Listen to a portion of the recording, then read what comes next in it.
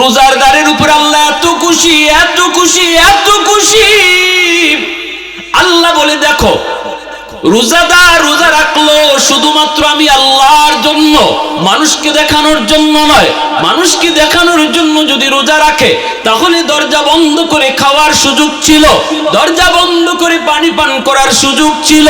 কেউ তারে দেখতো না, কেউ তারে দেখতো না। পানি পান করলেও কেউ বুঝতো না, খানা খাইলেও কেউ টের পাইতো না। মানুষের সামনে রোজাদার সাজবার সুযোগ ছিল থাক, এরপর না না, আমার বান্দা দরজা বন্ধ হওয়ার পরেও আমি আল্লাহর বই খানা খায় না। প্রচন্ড তৃষ্ণা, প্রচন্ড তৃষ্ণা, এরপরও এক গ্লাস পানি পান করে না। ঠান্ডা পানি তার চোখের সামনে, মানুষজন কেউ নাই, এরপরও পান করে না। তাহলে বোঝা গেল রোজা শুধু আমার জন্যই রাখছে। আল্লাহু আকবার। الصوم لي وانا اجزي به وفي روايه اجزى به। এজন্য আল্লাহ বলে রমজানের রোজাদারের রোজার বদলা, কিয়ামতের ময়দানে সমস্ত আমলের বদলা আল্লাহ নিজের হাতে দিবে না। নামাজের বদলা আল্লাহ নিজের হাতে দিবে এমন কথা আল্লাহ বলে নাই। হজের বদলা আল্লাহ নিজের হাতে দিবে এমন কথা আল্লাহ বলেন নাই। কিন্তু রোজার বদলা আল্লাহ নিজের হাতে দিবেন তিনি উল্লেখ করেছে। কেন? কারণ এই রোজাটা বান্দা শুধুই আমাকে খুশি করার জন্য রাখছে। মানুষকে খুশি করার জন্য যদি রাখা হইতো তাহলে তার মানুষের সামনে রোজাদার সাজ্জা আড়ালে খানা খাওয়ার বহু সুযোগ ছিল, ঠিক কিনা জোরে কও? মানুষ টেরই পাইতো না সে যে রোজা ভাঙছে, এমন সুযোগ তার ছিল। এরপরও বান্দা এই সুযোগ গ্রহণ করে না, তাহলে বোঝা গেল রোজাটা মানুষকে দেখানোর জন্য না, রোজাটা শুধুই আমি আল্লাহকে খুশি করার জন্য। ওফি রাওয়ায়াতিন উজজা বিহি, ওফি রাওয়ায়াতিন উজজা বিহি, অন্য রাওয়ায়াতের ভিতরে এসেছে আল্লাহ পাক বলেন না, রোজাদারের উপর আমি আল্লাহ এত খুশি হই, এত খুশি হই, রোজার বদলা শুধু আমি নিজের হাতে দিই, শুধু এমনটা বিষয় নয়, বরং রোজাদারের রোজার বদলা আমি আল্লাহ নিজেই তার হয়ে যাব। আমি রোজাদারের হয়ে যাব। মালিক যদি নিজেই হয়ে যান তাহলে জান্নাত আমারে এটা দাও ওটা দাও বলা লাগবে না, মালিকের যা আছে সব আমার হয়ে যাবে, ঠিক কিনা? ঠিক কিনা? মালিকের যা আছে সব আমার হয়ে যাবে। এজন্য আল্লাহ বলছে রোজার বদলা আমি আল্লাহ নিজে, রোজার বদলা আমি আল্লাহ নিজে, আমি আমার রোজাদারের হয়ে যাব। এজন্য ভাইরা বন্ধুরা মনে রাখবেন, তাকওয়া বলা হয় আল্লাহর ভয়ে গুনাহ ছেড়ে দেওয়ার নাম। এই মুহূর্তে আমি আপনি যদি বলি আল্লাহ, এই মুহূর্তে আমি রমজানের অপেক্ষা করলাম না, জানি না রমজান পর্যন্ত আমার হায়াত আসেনি না নাই, আল্লাহ রমজান পর্যন্ত আমি হায়াত পাবো কি পাবো না আমি জানি না। ওই তো সুস্থ মানুষটা আমার সাথে কথা বলল, রাতের বেলা বন্ধুর সাথে একসাথে গল্প করলাম, ফজরের আগেই কবর আসলো, মারা গেল। এমন হয়নি না? হয় না?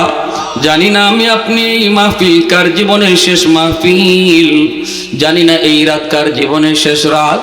অতএব এই রাতটাই গনিমত মনে করে এখন যদি আমি আপনি আল্লাহর ওলি হতে চাই, এখনই আল্লাহর ওলি হওয়া সহজ, এখনই আল্লাহর ওলি হওয়া সম্ভব, এই মুহূর্তে আল্লাহর ওলি হওয়া সম্ভব। ওলি মানে হলো আল্লাহকে খুশি করা। কোন কাজে আল্লাহ খুশি হয়? তওবার কারণে আল্লাহ খুশি হয়, তওবার দ্বারা আল্লাহ বান্দার উপরে খুশি হয়ে যায়। আত্তাইবু মিনাজ যামবি কামান লা যামবা লা।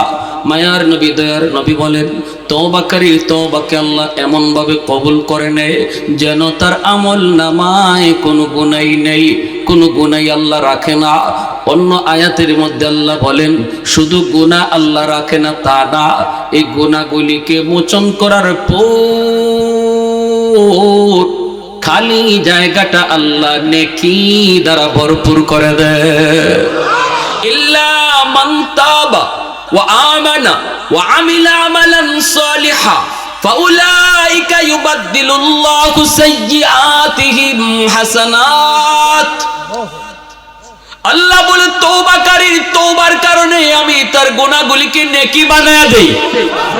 তার গুনাহ যদি পাহাড় পরিমাণ হয়, নেকি পাহাড় পরিমাণ হয়ে যায়। তওবাকারীর সাগর পরিমাণ হয়। এত খুশি আল্লাহ তওবার উপরে, সাগর পরিমাণ গুনাহকে আল্লাহ সাগর পরিমাণ নেকি বানায় দেন। এজন্যই তওবাকারী মুহূর্তের ভিতরে আল্লাহর ওলির খাতায় তার নাম লেখা হয়ে যায়, কারণ তার পিছনের জীবনে শুধু গুনাহ থাকে না। বিষয়টা এমন না রে গোলাম, বিষয়টা শুধু এমন না। তওবার কারণে কোনো গুনাহ থাকে না, বিষয় শুধু এমন না, বরং গুনাহ তার যেই পরিমাণ ছিল ওই পরিমাণ নেকি আল্লাহ তারে দান করে। তাহলে গুনাহও মাফ হয়, নেকিও বাইরা যায়, ঠিক না? গুনাহও মাফ হয়, নেকিও বেড়ে যায়, গুনাহও মাফ হয়, নেকিও বেড়ে যায়। ভাইরা বন্ধুরা, এজন্যই তো হযরত আবু বকর সিদ্দিক রাদিয়াল্লাহু তাআলা আনহু হযরত ওমর ফারুক রাদিয়াল্লাহু তাআলা আনহুকে বলেছিলেন, ভাই ওমর, হযরত ওমর ফারুক রাদিয়াল্লাহু তাআলা আনহুকে বলেন, ভাই ওমর, আমি আবু বকরের মন বলে তোমার জীবনের নেকি আমি আবু বকরের চেয়ে অনেক বেশি। হযরত ওমর বলেন, এটা আপনি কেমন কথা বললেন? আপনি হলেন উম্মতের ভিতরে সবচেয়ে শ্রেষ্ঠ, আমার জীবনের নেকি আপনার চেয়ে বেশি হয় কেমন করে? দলিল কি? হযরত আবু বকর সিদ্দিক রাদিয়াল্লাহু তাআলা আনহু বলেন, দলিল হলো আল্লাহর কোরআনের আয়াত। কোন আয়াত? কয় আয়াত হলো ইল্লা মান তাবা ওয়া আমানা ওয়া আমিলা আমালান সালিহা ফাউলাইকা ইউবাদদিলুল্লাহু সাইয়্যাতিহিম হাসানাত। আল্লাহ নিজে বলেন তওবার কারণে আল্লাহ গুনাহ যা ছিল পিছনে সব নেকি বানায় দেয়। যদি এমনই হয় রে ভাই ওমর, তোমার পিছনের জীবনের গুনাহ তো আমি আবু বকরের চেয়ে অনেক বেশি। ইসলাম গ্রহণ করার আগে তোমার দ্বারা আমার চেয়ে বেশি অন্যায় হয়েছে, অতএব ইসলাম গ্রহণ করি না তোমার কারণে তোমার ওই বেশি গুনাহটা বেশি নেকি হয়ে গেছে। আরেকটু জোরে কইবেন না সুবহানাল্লাহ? আরেকটু জোরে সুবহানাল্লাহ। হযরত ওমর ফারুক রাদিয়াল্লাহু তাআলা আনহু চুপ হয়ে গেলেন। আল্লাহর কোরআন দিয়ে আবু বকর সিদ্দিক দলিল দিয়া দিলেন। ওমর ফারুক চুপ হয়ে গেলেন। এইবার বলেন, ভাই আবু বকর, আমি ওমর সোজা মানুষ, আমি এত কিছু পেশগুজ বুঝি না। যদি আল্লাহর কোরআনই দলিল হয় তাহলে আসো তুমি আর আমি জীবনের নেকি বদলা বদলি করে ফেলি। আমি ওমর আমার জীবনের সব নেকি তোমাকে দিয়ে দিলাম, বিনিময়ে তুমি আবু বকর জীবনের সব নেকি লাগবে না, শুধু এক রাতের নেকি আমাকে দিয়ে দাও। এই কথা বলতে সিদ্দিক একবার বলেন, ভাই ওমর তুমি কোন রাতের কথা বলছো? হযরত ওমর ফারুক রাদিয়াল্লাহু তাআলা আনহুর চোখ থেকে পানি চলে আসলো, কান্না শুরু করে দিলেন আর বলেন, ভাই সিদ্দিক, যেই রাতটার কথা আমি তোমার কাছে বলছি, যেই রাতের সওয়াব তোমার কাছে চাই, আর আমি ওমরের জীবনের সব নেকি তোমাকে দিতে চাই, সেই রাতটা হলো আমার মায়ার নবীর সাথে হিজরতের রাত। যেই রাতের অপেক্ষার জন্য তুমি 40টা রাত ঘুমাও নাই। আল্লাহু আকবার। আমার মায়ার নবী বলেছিলেন, সিদ্দিক কান খাড়া রাইখো, যে কোনো রাতে হিজরত করা লাগবে। সেই দিন থেকে 40 রাত তুমি ঘুমাও নাই, ঘুমাও নাই, দরজার পাশে কান খাড়া করে রাখছো, কখন জানি আমার মায়ার নবী তোমারে ডাক দেন। অবশেষে সেই রাত আসলো, মায়ার নবী তোমারে ডাক দিলেন, আবু বকর। ডাক দিয়ার নবীর ডাক এখনো শেষ হয় নাই, তুমি দরজা খুলে দিছো। গভীর রাত, গভীর রাত। আল্লাহর নবী জিজ্ঞেস করলেন, আবু বকর এত তাড়াতাড়ি দরজা খুলছো কেমন করে? তুমি কি ঘুমাও নাই? সেদিন তুমি কান্না করে করে বলেছিলে, মায়ার নবী গ, যেই দিন থেকে আপনি আমাকে ইশারা দিয়েছিলেন সেই দিন থেকে আজ 40টা রাত আমি আবু বকর বিছানায় পিঠ দেই নাই, দরজার পাশে দাঁড়ায় দাঁড়ায় শুধু আপনার ডাকের অপেক্ষা করেছি। এরপরে আমার মায়ার নবীর নিয়ে তুমি রওনা দিয়েছো সেই গারে সুর, এত উঁচা পাহাড়, এই পাহাড়ের উপরে উঠা কত কঠিন, পাথরের উপরে পাথর, পাথর বেয়ে বেয়ে সেই পাহাড়ে উঠতে হয়, এত উঁচু পাহাড়। এখনো যারা মক্কা মদিনা যান তারা তো দেখছেন সেই গাড়ে সুরে ওটা কত কঠিন, সাহসী হয় না। গাড়ে হেরায় ওটা কোন রকম সম্ভব, কিন্তু গাড়ে সুরে যেই গর্তের মধ্যে আমার নবী আবু বকর সিদ্দিককে নিয়ে 3 দিন 3 রাত অবস্থান করেছিলেন, সেই গুহাটা এত উঁচু পাহাড়ের উপরে। ওই পাহাড়ের নিচে যায় তুমি মায়ার নবীকে বলেছিলে, নবী গো এত উঁচু পাহাড় বেয়ে বেয়ে উঠতে আপনার কষ্ট হবে কোন নবী? আপনি পাহাড় বেয়ে বেয়ে কেমন করে উঠবেন? ওগো নবীজি, আপনি আমি আবু বকরের পিঠে উঠুন। আমার মায়ার নবীর তুমি পিঠে উঠাইলা, এরপরে নবীর কান্দে লইয়া এই পাহাড় বায়া বায়া তুমি সেই গুহাতে যা পৌঁছলা, নবীকে কষ্ট দিতে দাও নাই। সেই গুহার কিনারায় যাইয়া তুমি বলেছো, ইয়া রাসূলুল্লাহ, ওগো নবী আপনি আগে ঢুকবেন না গো নবী, যদি গুহার ভিতরে কোনো হিংস্র জীব জানোয়ার থাকে তাহলে আপনার ক্ষতি হলে এই ক্ষতিপূরণ উম্মত কোনোদিন দিতে পারবে না। আপনি এই জায়গায় দাঁড়ান, আমি আবু বকর আগে ঢুকবো, যে দেখি আমি গুহার ভিতরটা নিরাপদ কিনা। হিংস্র কোনো জীব জানোয়ার যদি আমি আবু বকরের জীবন নিয়ে নেয়, তবু উম্মতের এত ক্ষতি হবে না, এত ক্ষতি হবে না। আমার মায়ার নবীর জন্য তুমি নিজের জীবনটাকে একদম নিজের হাতে নিয়ে গুহার ভিতরে আগে ঢুকছো, ঢুকে তুমি সবগুলি গর্তের মুখ তুমি বন্ধ করেছ, সবগুলি গর্তের মুখ বন্ধ করেছ, পাগড়ির কাপড় ছিঁড়ে ছিঁড়ে। একটা গর্তের মুখ বন্ধ করা সম্ভব হয় নাই, তোমার কাছে তখন কাপড় ছিল না, সেই গর্তের মুখটা নিজের পা দিয়ে আটকায় রাখছো। ভালো করে তুমি জানো এই গর্তের মধ্যে যদি সাপ থাকে, এই সাপ তোমাকে কামড় দিবে, এটা ভালো করে তুমি জানো। এরপরও জেনে বুঝে পা দিয়ে আটকায় রাখছো, কামড় দিলে আমি আবু বকরকে দিক, জীবন যায় আমি আবু বকরের যাক, তবু আমার মায়ার নবীর যেন ক্ষতি না হয়। আশিক রাসূল কাকে বলে একটু মন দিয়া দিল দিয়া কথাগুলি শুনেন। ইশক আর ভালোবাসা মহব্বত কাকে বলে? এর হই আমার মায়ার নবীর চেহারা দেখতে চেয়েছিল, মায়ার নবীর নুরানি চেহারা দেখতে চেয়েছিল সাপ, কিন্তু আবু বকর সিদ্দিক রাদিয়াল্লাহু তাআলা আনহুর পা মুবারকের কারণে সে বের হতে পারে না। আল্লাহর নবী রহমতের নবীকে সিদ্দিক আকবর গুহার ভিতরে নিয়ে আসলেন, আয়েশা নবীকে ঘুম পাড়ালেন, নিজের উরুতে মায়ার নবীর ঘুম পাড়ালেন। বলুন তো দেখি ঘুমের প্রয়োজনটা বেশি কার ছিল? ঘুমের প্রয়োজন তো বেশি ছিল আবু বকর সিদ্দিক রাদিয়াল্লাহু তাআলা আনহুর, কারণ তিনি তো 40টা রাত ঘুমান নাই, ঠিক না? ঘুমের প্রয়োজন ছিল তার বেশি। এরপরও গুহার ভিতরে ঢুইকা নিজে না ঘুমাইয়া আমার আপনার নবীরে নিজের উরুতে ঘুম পাড়াইছেন।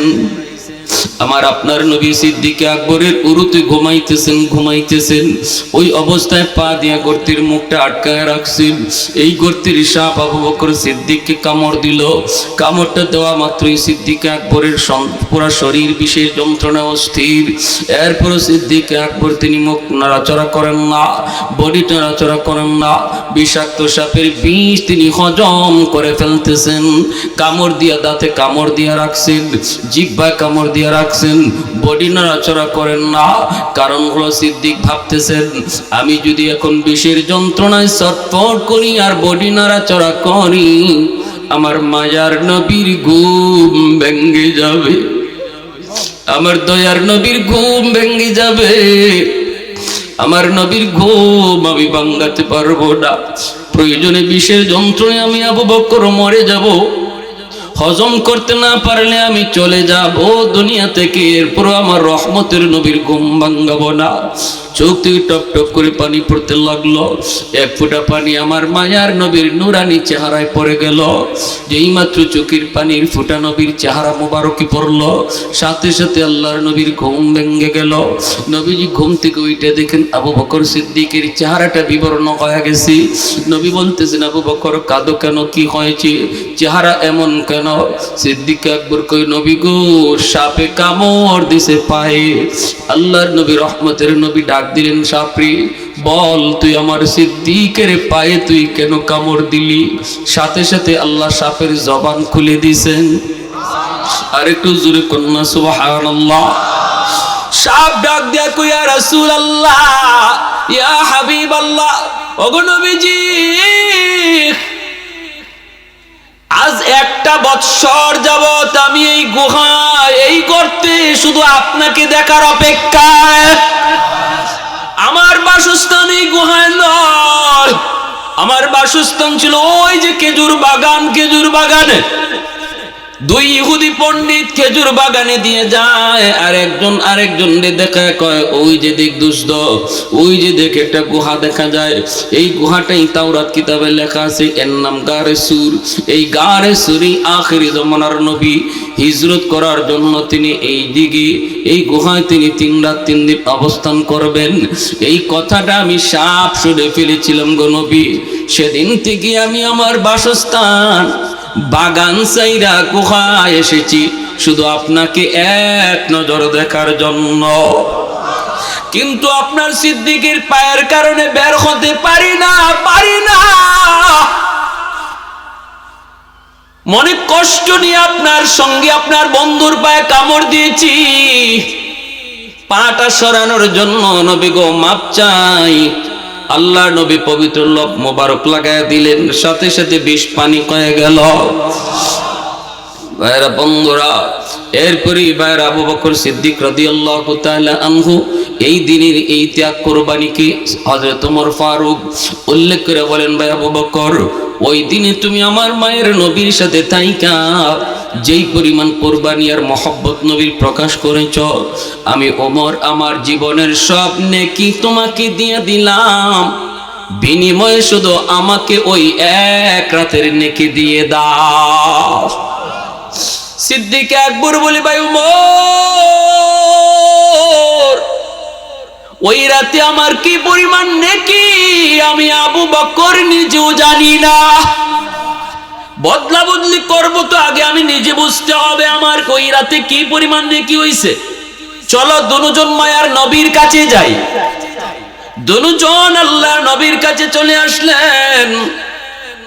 আল্লাহ নবী জিজ্ঞেস করেন, আবু বকর ঘটনা কি, কি কাম নিয়ে এসেছো?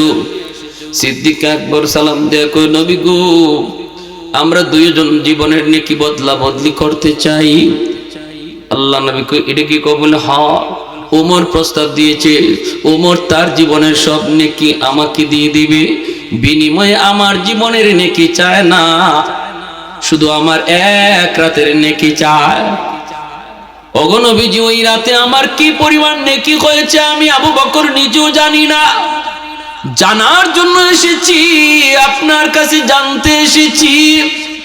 আল্লাহ নবী রহমতের নবী বলেন, কোন রাত? সিদ্দিক আকবর তখন বলেন, ইয়া রাসূলুল্লাহ, ওই রাতটা হলো হিজরতের রাত, যেই রাতে আমি আপনার সাথে হিজরত করেছিলাম গো নবী।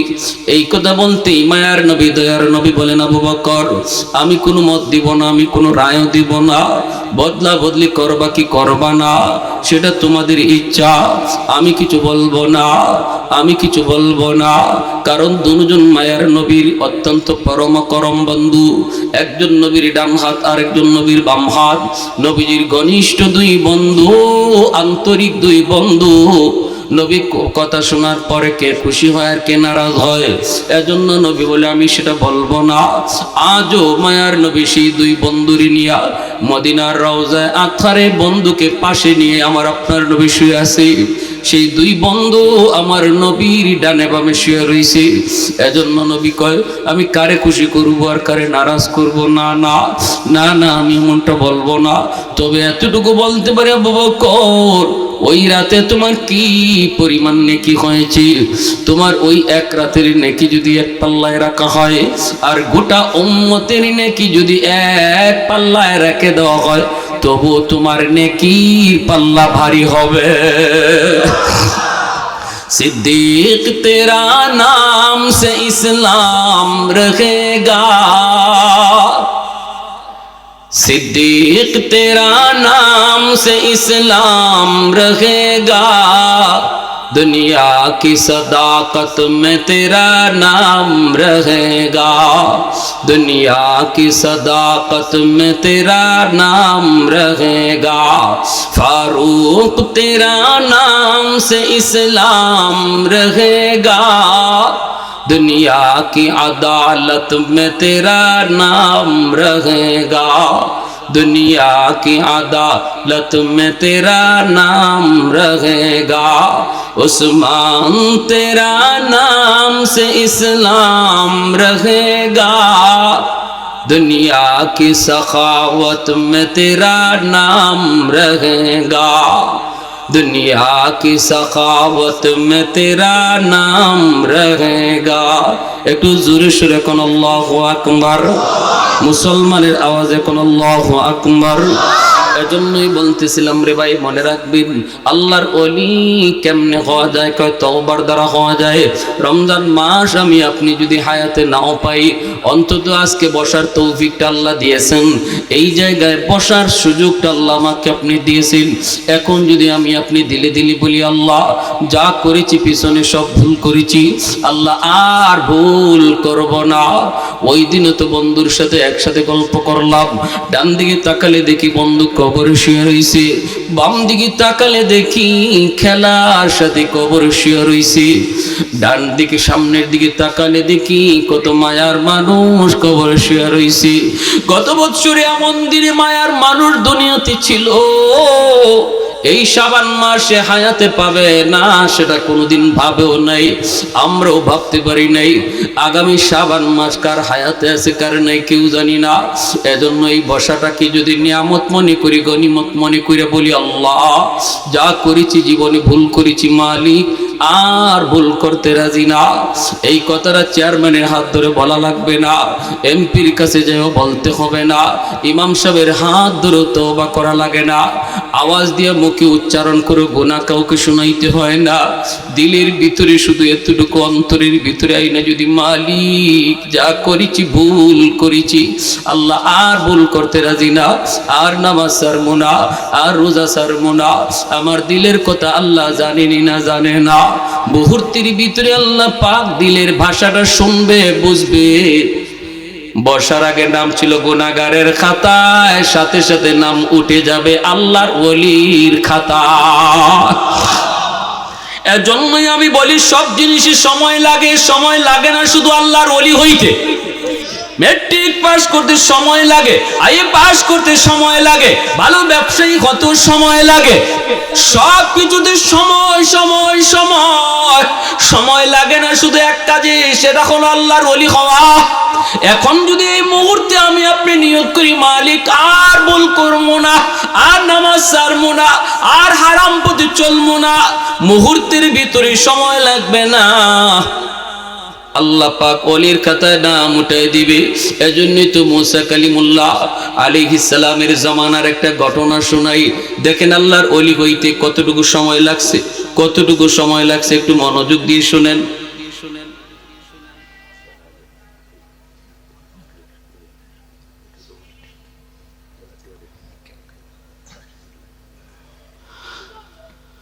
মুসা আলাইহিস সালাম ওনার উপাধি ছিল কালিমুল্লাহ। কালিমুল্লাহ শব্দের অর্থ কি? আল্লাহর সাথে যিনি কথা বলে। 4000 বার কথা কইছে মুসা নবী। মুসা নবী আল্লাহর সাথে কথা বেশি বেশি বলছেন, এজন্য মাঝে মাঝে এমন কিছু আবদার করতেন যেটা শুনলে পরে আমি আপনার কাছে হাসি আসবে। মুসা আলাইহিস সালাম একদিন আল্লাহকে বলে, আল্লাহ আমি যদি খুদা হইতাম, তুমি যদি বন্দা হইতা, আমি যদি খুদা হইতাম, তুমি যদি বান্দা হইতা। আল্লাহ পাক কয়, মুসা হুশ আসেনি? বলে আল্লাহ হুশ তো আছে, কিন্তু পরে কথা পরে টইল আমার উদ্দেশ্য। আল্লাহ কতে তাড়াতাড়ি কও, এখানে আটকেও না, ব্রেক দিও না। বলে আল্লাহ এটা তো ওইতো না, আমি জানি এটা কোনোভাবেই হওয়ার ছিল না বা হবেও না, কিন্তু যদি এমন হইতো, আমি যদি খোদা হইতাম, তুমি যদি বান্দা হইতা, আমার কাছে কি চাইতা তুমি? ওইটাই সে পরের টইল উদ্দেশ্য। তখন আল্লাহ পাক কই, মুসা ভালোই তো চালাকি করছো, আমার মুখ থেকে শুনতে চাও, আমার মুখ থেকে বের করতে চাও, কোনটা আমার কাছে চাইতে হবে না? বলে আল্লাহ কোন না, যদি এরম ওই তো কি চাইতা? আল্লাহ কই যদি এমন হইতো সুস্থতার নিয়ামত চাইতা। মুসা আলাইহিস সালামকে আল্লাহ পেয়ে গেছি, আমারও তুমি সুস্থতার নিয়ামত দাও। দেখছেন, সুস্থতার নিয়ামত বহুত বড় নিয়ামত। সুস্থ থাকলে তো ইবাদত, ঠিক না? সুস্থ থাকলে তো নামাজ, সুস্থ থাকলে তো রোজা। এজন্য সুস্থতার নিয়ামত বহুত বড় নিয়ামত। সুস্থতার দোয়া আল্লাহর কাছে সবার আগে চাইতে হয়। আল্লাহ আমাকে সুস্থতার নিয়ামত দাও, যাতে করে আমি তোমার বিধান পালন করতে পারি, যাতে করে তোমার কদমে সেজদা দিতে পারি, যাতে করে রমজানের 30টা রোজা রাখতে পারি, যাতে করে আল্লাহ তারাবির নামাজটা দীর্ঘ 20 রাকাত নামাজ তারাবি লম্বা রাকাত আদায় করতে পারি। এজন্য সুস্থতাটা আল্লাহর কাছে চাইতে হবে, ঠিক না? আরো জোরে বলেন ঠিক না? সবাই কর আল্লাহ আমাকে সুস্থতার নিয়ামত তুমি দান করো। মুসা আলাইহিস সালামকে একদিন আল্লাহ এই দুনিয়ার সবচেয়ে বড় নাফরমানকে, সবচেয়ে বড় গুনাহগারকে আমাকে একটু দেখাইবানি। আল্লাহ পাক কই তাহলে 3 রাস্তার মোড়ে যায় দাঁড়াও, দেখবা ওই দিক থেকে একজন মানুষ বাচ্চা কোলে নিয়ে জঙ্গলের দিকে যাইতেছে, নির্জন পাহাড়ের দিকে যাইতেছে। সেই হলো এই জমানার সবচেয়ে বড় নাফরমান, সবচেয়ে বড় গুনাহগার। এর মতো গুনাহ, এত গুনাহ পৃথিবীতে কেউ করে নাই।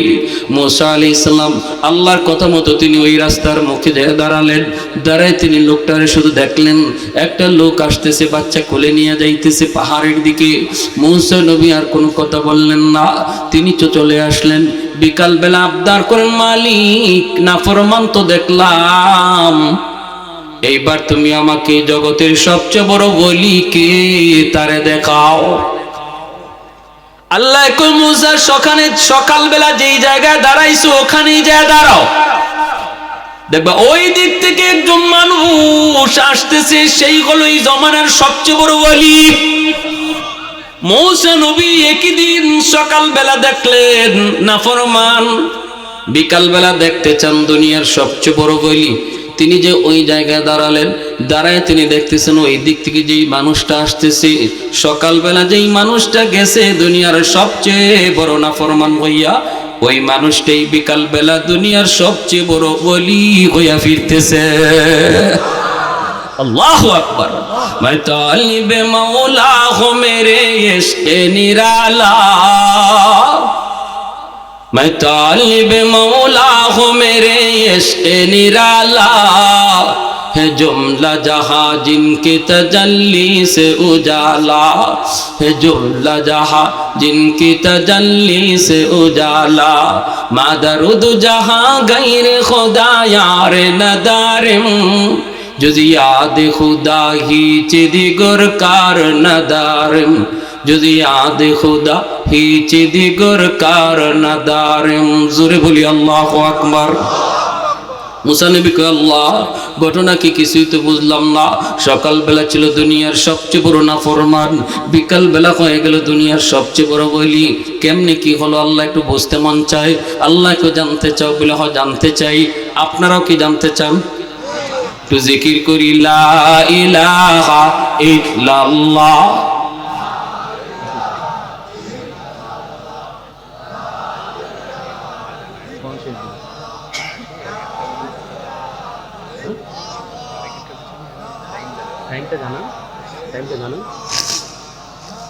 লা ইলাহা ইল্লাল্লাহ জুড়ে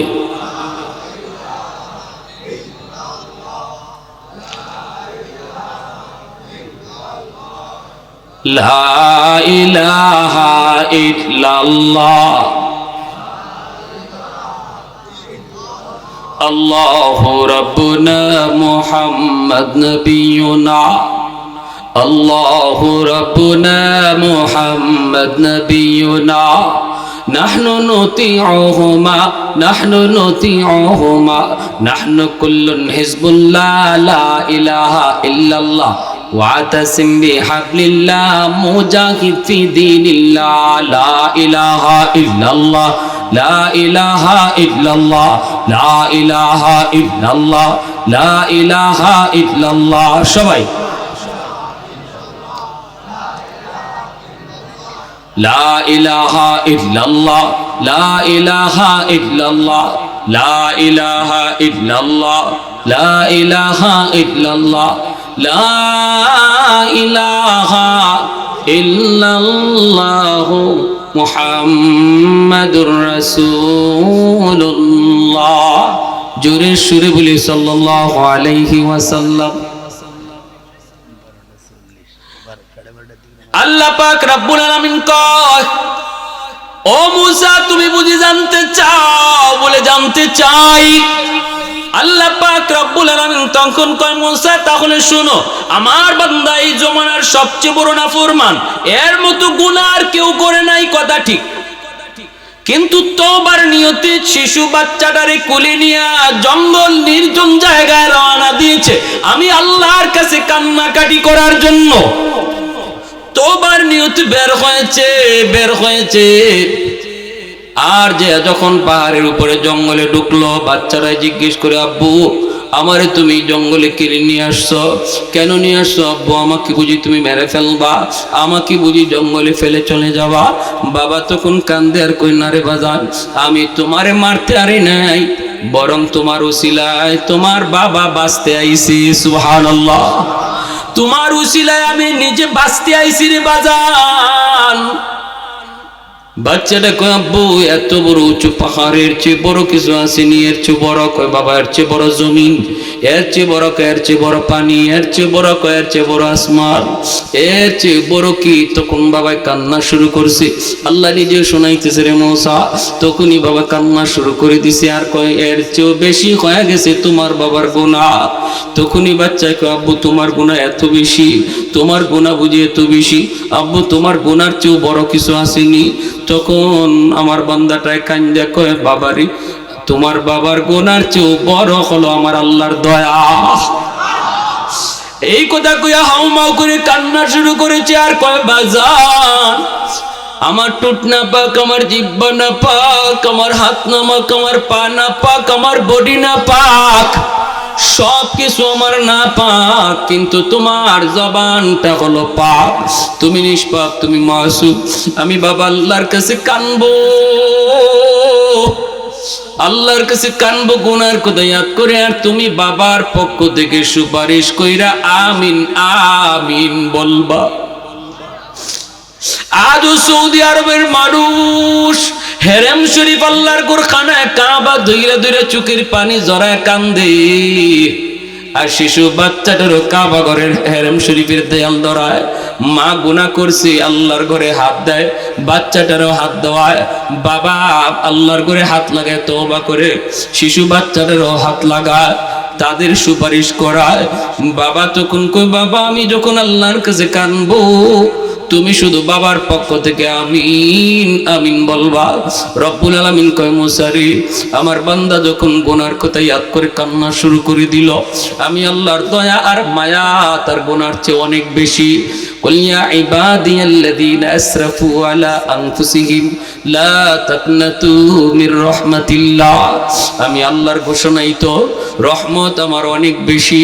বান্দা যখন এর উপরে ভরসা করে কান্না শুরু করে দেয়, তখন তার অবুঝ নিষ্পাপ বাচ্চাটা চোখের পানি ফালাইয়া বাবার পক্ষ হইয়া বাবার কুলে থাইকা ঠোঁটটা ভাঙ্গা ভাঙ্গা হাত উপরে উঠাইয়া বাবার পক্ষে আমিন আমিন কই আমি আল্লাহর কাছে সুপারিশ চাই। যখনই আমার ওই নিষ্পাপ অবুঝ বাচ্চাটা ঠোঁট ভাঙ্গা কান্না আমি আল্লাহ দেখলাম, আর তার আমিন ডাক আমি আল্লাহর কুদরতি কানে বসলো, সাথে সাথে আমি আমার বান্দার তওবার উপরে খুশি হইয়া শুধু ওলি বানাইছি তা না, ওলিদের সরদার তারে বানায়া দিছি। এজন্যই রে ভাই মনে রাখবালা, ইন্না আউলিয়া আল্লাহ লা খাউফুন আলাইহিম ওয়া লা হুম ইয়াহজানুন। আল্লাহ পাক রব্বুল আলামিন কয়, প্রতিদিন জমিন আমি আল্লাহর কাছে আবদার করে, মালিক আর গুনাহগারের গুনাহ বইতে পারি না আল্লাহ, আমি আর এই গুনাহগারের পায়ের লোড নিতে পারি না আল্লাহ, আমি আর এই সুদখোরের 5 তলা বিল্ডিং এর লোড নিতে চাই না আল্লাহ, আমি আর এই ঘুষখোরের 10 তলা বিল্ডিং এর লোড নিতে চাই না আল্লাহ, তুমি আমাকে অনুমতি দাও, আমি ওই সুদখোরের বালি গিলে ফেলি, আমি ঘুষখোরের 10 তলা বিল্ডিং গিলে ফেলি, আমি ওই জিনাখোরকে আমার পেটে নিয়ে নেই। আলা কুল্লা ইয়াউমিন ওয়াল আরদু ইস্তাজিলু রাব্বাহু। প্রতিদিন জমিন এমন ভাবে আবদার করে, তুরস্কের জমিন 5 তলা 10 তলা বিল্ডিং গিলে ফেলেছে, সিরিয়ার জমিন 10 তলা 5 তলা বিল্ডিং গিলে ফেলেছে, 50,000 মানুষ গিলে ফেলেছে। শুধু সিরিয়ার তুরস্কের জমিন নয়, হাদিসে কুদসিতে আল্লাহ নিজে বলেন, বাংলাদেশের জমিনও প্রতিদিন আল্লাহর কাছে আবদার করে। এমনকি বাগেরহাটের জমিন প্রতিনিয়ত আল্লাহর কাছে আবদার করে, মালিক গুনাহগারের পায়ের লোড আর আমি নিতে চাই না, ওই গুনাহগারের পায়ের আওয়াজ আমি আর সইতে পারি না। আসবিরু ইলা মাতা আসবিরু, ধৈর্য ধরবো। আর জমিন বলে, আমি কতকাল ধৈর্য ধরবো, আমি ওই গুনাহগারের পায়ের শব্দ আর কতকাল শুনবো। এমনি ভাবে আল্লাহ কয়, ওয়াল বাহরা ইস্তাজিলু রাব্বাহু, সমুদ্র সৈকত আল্লাহর কাছে প্রতিদিন আবদার করে, সাগর মহাসাগর গুলি আবদার করে, মালিক আমি সমুদ্রের পারে আইসা না ফরমান, কত গুনাহ করে আমি সমুদ্র আর কত দেখবো আর কত দেখবো। তোমার কত বান্দা আমার পারে আইসা সুবহানাল্লাহর জিকির করে, আর কত নাফরমান আইসা নাফরমানি কাম করে, আমি নাফরমানির কাম আর কত দেখবো আর কত দেখবো। আল্লাহ অনুমতি দাও, ধ্বংস করে ফেলি। আল্লাহ পাক রব্বুল আলামিন কয়, চুপ কর। আল্লাহ পাক কয়, রে জমিন থাম থাম, তোমরা যারা এই জমিন ধ্বংস করে দিতে চাও, আমি আল্লাহ দেখি জমিনে কেমন অন্যায় হয়, কেমন অত্যাচার হয়, কেমন জুলুম হয়, কেমন গুনাহ হয়, এরপরও আমি কেন ধরি না জানো নি? এই জমিনের মধ্যে আমি আল্লাহ যাদেরকে বানাইছি মানুষ, আমি আল্লাহ সবচেয়ে আদর করে বানাইছি। আসমান আল্লাহ বানাইছেন কুন ফায়াকুন বইলা, জমিন আল্লাহ বানাইছেন কুন ফায়াকুন বইলা, ফেরেশতাও আল্লাহ বানাইছেন কুন ফায়াকুন বইলা, কিন্তু আমারে আপনারে আল্লাহ পাক কুন ফায়াকুন বইলা বানায় নাই। আমারে আপনারে যখন আল্লাহ বানাইছে, আল্লাহ বলে, খলাকতু বিয়াদাইয়া, আমি আল্লাহ আমার নিজের হাত দিয়া বান্দা বান্দিরে বানাইছি। কারণ এই চেহারার মধ্যে এত দামি কপাল, এই কপাল দিয়ে বান্দা আমার কুদরতি কদমে সেজদা দিবি। এই কপালটার এত দাম, এত দাম। এই কপাল ফেরেশতাদের হাতে বানাইলে হয় না, এই কপাল কুন ফায়াকুন বলল হয় না, আমি আল্লাহ নিজের হাতে বানাইছি। এ জমিন, এখনো জমিনের মধ্যে এমনও 4 শ্রেণী আছে, এর ভিতরে এক শ্রেণী হলো শিশু বাচ্চা। বাচ্চাগুলি আমার আপনার ঘরে আসেনি না নাই? আল্লাহ পাক রব্বুল আলামিন বলে, আল্লাহ পাক বলে, লাউলা মাশাইখু রুকা ওয়াশ শাবাবু খুশা ওয়াল আতফালু রুদ্দা ওয়াল আনআমু রুদ্দা ওয়াল আনআমু রুদ্দা। আল্লাহ পাক কয়, জমিনে 4টা শ্রেণী আছে। এই 4 শ্রেণী যতদিন জমিনে থাকবে, ততদিন আমি আল্লাহ আসমান আসমানের জায়গায়, জমিন জমিনের জায়গায় দাঁড় করে রাখবো। 1 নম্বর হলো, জমিনে কিছু বৃদ্ধ বান্দা বান্দি আছে, এদের সাদা দাড়ি সাদা চুল, কোমরে তার ব্যথা, হাঁটুতে তার ব্যথা। আমার বান্দা আমার কদমে সেজদা দিতে তার কষ্ট হয়, এরপরও কষ্ট করে করে যখন আমার বৃদ্ধ বান্দা বান্দি আমার কদমে সেজদা দেয়, তখন তার সেজদার দিকে তাকাইলে এই জমিনের প্রতি আমি আল্লাহর মায়া লেগে যায়। আল্লাহ বলেন, 2 নম্বর, জমিনে কিছু যুবক আছে, যৌবনের পাগলামি করে না, যৌবনেও তারে মসজিদে পাওয়া যায়, যৌবনে তারে রমজানে রোজা রাখতে দেখা যায়, যৌবনকালী বাপ মার সেবা করতে পাওয়া যায়, যৌবনে মুরব্বীদের শ্রদ্ধা করতে দেখা যায়, যৌবনে গান বাজনায় যায় না, ওয়াজ মাহফিলের আয়োজন করতে দেখা যায়, মাথায় টুপি, মুখে নবীর সুন্নতি দাড়ি দেখা যায়। আল্লাহ বলে, ওই যুবকের যৌবনের চাহিদা ছিল গুনাহ করা, এরপরও গুনাহ করে না, দিলের ভিতরে আমি আল্লাহর মহব্বত। ওই যুবকের কলিজার দিকে যখন আমি আল্লাহ কুদরতি নজরে তাকাই, তখন এই জমিনের প্রতি আমার মায়া লেগে যায়। 3 নম্বরে আল্লাহ বলেন ওয়াল আতফালু রুদ্দা, আল্লাহ বলেন 3 নম্বর হলো জমিনের মধ্যে কিছু শিশু বাচ্চা আছে, ঘরে ঘরে কিছু অবুঝ শিশু বাচ্চা, এদের কোনো গুনাহ নাই, এদের উপরে শরীয়তের কোনো বিধিবিধান চালু হয় নাই। যদি আযাব গজব জমিনে নামে, ওই আযাব গজবের ভিতরে বাচ্চাগুলি পইরা যায়, অন্যায় নাই, অপরাধ নাই, ওই বাচ্চাগুলি আযাব গজবে শামিল হয়ে যায়।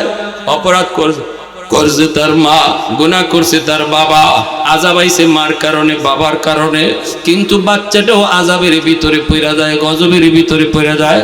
এই বাচ্চাগুলির দিকে যখন আমি আল্লাহ তাকাই, তখন এই জমিনের প্রতি আমি আল্লাহর বড় মায়া লেগে যায়। 4 নম্বরে আল্লাহ বলেন জমিনে কিছু পশু পাখি আছে, পশু পাখির উপরে শরীয়তের কোনো বিধিবিধান নাই, আযাব গজব আইলে হাঁস মুরগি গরু ছাগল এরাও গজবে পড়ে যায়, এরাও আযাবের ভিতরে পড়ে যায়। এদের দিকে তাকাইলেও এই জমিনের প্রতি আমি আল্লাহর বড় মায়া লেগে যায়। যেরকম সুবহানাল্লাহ। এজন্য বৃদ্ধ বাবাজির সাথে বেয়াদবি করবা না, যাদের চুলদাড়ি পেকে গেছে, এদের সম্মান আল্লাহর কাছে অনেক দামি। আল্লাহ শুধু বয়সের কারণে তাদেরকে সম্মানী বানায় দিছে। এরা যখন হাত উঠায়, আল্লাহ নিজে কই তারা হাত উঠাইলে এই হাত ফিরাইয়া দিতে আমি আল্লাহর লজ্জা লাগে। মুরব্বীদের শ্রদ্ধা করবারে যুবক, আল্লাহ ভবিষ্যতের পথ সুন্দর করে দিবে। কখনো মুরব্বীর সাথে বেয়াদবি করবা না। বাবা যদি না থাকে দুনিয়ায়, আল্লাহ নবী কয় বাবার বয়সের মানুষগুলার যখনই শ্রদ্ধা করবা, যেন কবরে শুয়ে থাকা বাবারে তুমি শ্রদ্ধা করছো। ওই মুরব্বী মানুষটারে যদি সালাম দিলা, যেন তুমি তোমার কবরে শুয়ে থাকা বাবারই সালাম দিছো। যদি তার সেবা করো, মনে করবা নবী কয় যেন তুমি তোমার বাবার কবরে সেবা পৌঁছায় দিছো। এজন্য বাবার বয়সের মানুষ বাবার মতোই শ্রদ্ধা করবা। মা দুনিয়া নাই, মার বয়সের মহিলা দেখলে মার মতো শ্রদ্ধা কইরো। নবী কয় শ্রদ্ধা করা মাত্রই তোমার মার কবরে আল্লাহ তোমার খেদমত পৌঁছায় দিবে। আর এই সাদা দাড়ি সাদা চুল মুরব্বী বাবাজিরা যখন কষ্ট করে আল্লাহর কদমে সেজদা দেয়, আল্লাহ কয় এই কষ্ট করা সেজদার দিকে তাকাইলে জমিনের প্রতি আমার মায়া লাগে। আর ওই যুবকগুলি, যেই যুবকগুলি এখন কোরআনে মাহফিলের আয়োজন করে, যাত্রা আয়োজন করে না, ঠিক না জোরে কও, গান বাজনার আয়োজন করে না, যেই যুবকগুলি যৌবনে রোজা রাখে, মুখে দাড়ি রাখে, আল্লাহ ওদের খাতিরে জমিন টিকায় রাখছে। এজন্য যুবকদেরকে উৎসাহ দিবেন, মাহফিলমুখী করাবেন, হ্যাঁ, কোরআনমুখী করাবেন। যত যুব সমাজ দ্বীনের লাইনে আসবে, তত আল্লাহর রহমত আমাদের উপরে তত বেশি বাড়বে। রহমতের সময় রহমত পাবো। প্যারে হাজিরিন, এজন্যই আমি বলতেছিলাম আল্লাহকে বান্দারে আমারে খুশি করা সবচেয়ে সহজ। আর আল্লাহরে খুশি করার নামই হলো উলায়াত। যে আল্লাহরে খুশি করলো সেই আল্লাহর ওলি হয়ে গেল। এই মুহূর্তে আমরা খাটিয়ে দিলে তওবা করে আল্লাহরে খুশি করতে কারা কারা রাজি? হাত উঠে আল্লাহকে দেখা। আল্লাহ তুমি প্রতিটা হাত কবুল করো। আল্লাহ আমরা তওবা করলাম, আর তোমাকে নারাজ করব না। আল্লাহ তুমি নারাজ হও এমন কোন কাজ আর আমরা করব না। আগামী রমজান মাসের 30টা রোজা আমরা পুরাপুরি রাখার পাক্কা ইরাদা করলাম। আল্লাহ আমাদেরকে রমজান পর্যন্ত তুমি পৌঁছে দাও। সবাই বলেন আমিন, আরো জোরে বলেন আমিন। আলহামদুলিল্লাহ, একটা রুমাল চালু করে দিন। এখানে বহুত বড় আল্লাহর ওলির স্মরণে আজকের মাহফিল। হ্যাঁ, যেন আল্লাহ পাক এই ওলিদের মতো আমাদের জীবন গড়ার তৌফিক দেয়। সর্বদা তাদের কর্মজীবনকে ফলো করব। ওলিরা কোন পথে চলছেন, তাদের জীবন কিভাবে পরিচালনা করছেন, আর আমরা দিল থেকে প্রত্যেকে সহযোগিতার হাত বাড়াই। রুমাল আপনার কাছে চলে গেছে, কেউ কৃপণতা করব না। আমি দান করলে যে কমবে তা না। আল্লাহ বলে আমার রাস্তায় দান করলে তুমি দেখো কমে, আর আমি আল্লাহ দেখি তোমার বাড়ে। যেরকম সুবহানাল্লাহ, ইয়ামহাকুল্লাহুর রিবা ওয়া ইউরবিস সাদাকাত। আল্লাহ নিজে বলছেন সুদ খাইলে সম্পদ কমে, আর আমার রাস্তায় দান করলে সম্পদ বাড়ে। এজন্য এই ইয়াকিন নিয়ে আমরা রুমালে শরীক হই। একজন ভাইও মাহরুম যাব না। এখান থেকে সামন থেকে একজনের রুমাল চালু করে দেন, সামল থেকে একজনের রুমাল চালু করে দেন।